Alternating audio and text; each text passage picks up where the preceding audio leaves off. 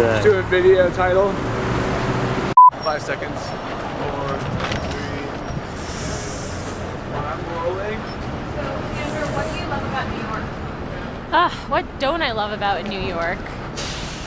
I think my favorite thing about New York is that it seems very much like one of the only cities that literally chooses its inhabitants. You know, because you come here, hey, how's it going? You look all cute. That's my favorite thing about New York. What are some of your favorite places in the neighborhood that you would take us to? I love McNally Jackson Bookstore. No! How did we end up right across from it? That's the other thing about New York. Everything is so fortuitous. Yeah, and being an author, how's that? It's not as different as I thought it would be.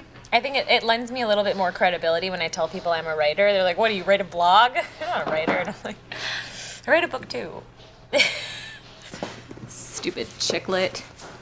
Dumb 24-year-old girl writing a memoir. It's so pathetic. So pathetic. I launched Man Repeller in 2010 under the pretense that the fashion trends women love, men hate.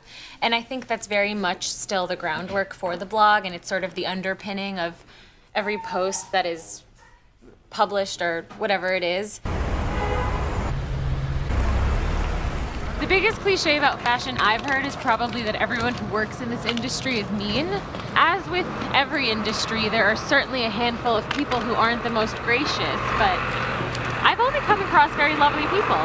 Maya, will you be our asker of the what are you filming here question? Would you mind? Straight ahead. Yeah. Hi, Leandra. What you filming? We're doing a day in the life video for Mercedes-Benz Fashion Week New York. And they asked me where some of my favorite places are in the city. And because I only frequent 3 places, and Jack's Way Frida's one of them, here we are.